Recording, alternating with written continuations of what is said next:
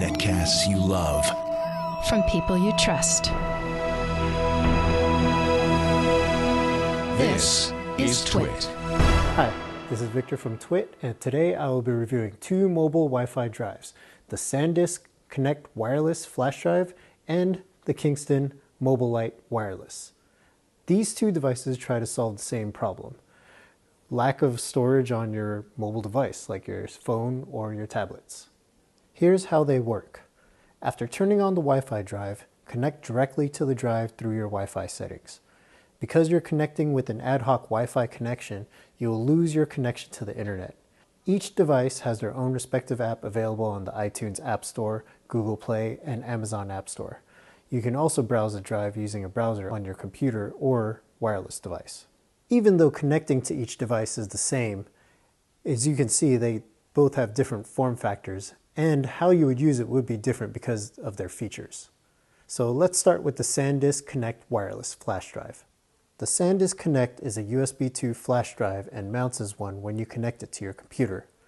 They come in capacities of 16, 32, or 64 gig, but only the 64 gig model supports exFAT formatting for large file sizes. The internal battery can last about 4 hours. The SanDisk Connect can stream to 3 devices simultaneously, and 720p video streams fine, although SD video is more reliable. One thing to keep in mind is when it's plugged into a computer, it turns off Wi-Fi and is only a flash drive. The app is actually well designed and browsing files on the drive is smooth. However, it gets quirky when you need to change your wireless settings, such as the Wi-Fi network name or if you need to add password protection. So pros for the SanDisk Connect wireless flash drive: it has a small form factor with no extra cables or connections. It has easy connectivity and reliable file transfer. The 64 gig in the microSD port can be taken out for expansion. With the latest updates, the SanDisk wireless flash drive mobile app is well designed for browsing files. Firmware updates can be done through the app, and it can play iTunes DRM movies through Safari. Cons: saving your settings on the wireless app are not really clear.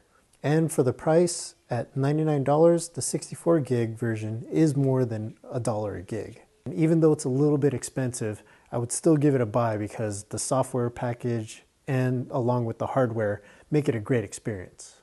Now, the Kingston MobileLite wireless would be in the same category as the SanDisk Connect, and it's less expensive, but it has a few caveats. For one, it is a little larger physically in size, and you have to supply your own memory. It can be an SD card or a USB drive or both. The MobileLite wireless app allows you to navigate not only the connected drives, but also your device. You can transfer from the drives to your mobile device or vice versa.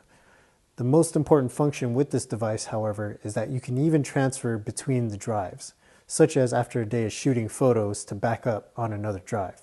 The transfer is actually really fast. I found an SD card with about 380 megabytes of pictures from my DSLR transferred to a USB 2 thumb drive in a few minutes. You can stream to 3 simultaneous devices, and they claim 5 hours of continuous use. So pros for the Kingston MobileLite wireless: it's versatile with using different types of drives. Transferring between devices and drives is actually pretty quick. It has emergency charger capability, and this device has Wi-Fi security settings such as being able to hide the SSID. And for the cons, the MobileLite app is slow compared to even the SanDisk Connect app. It claims that it can play iTunes DRM files through Safari, yet I had problems on my old iPod and even on my Mac.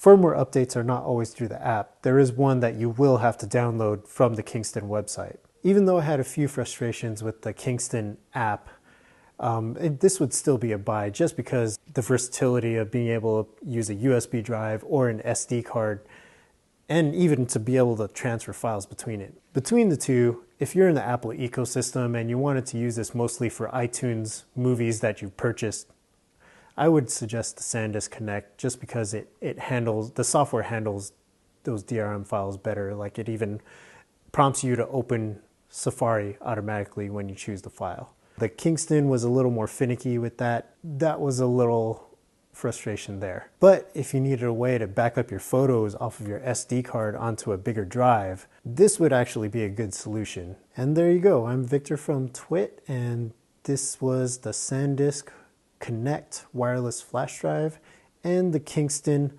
MobileLite wireless.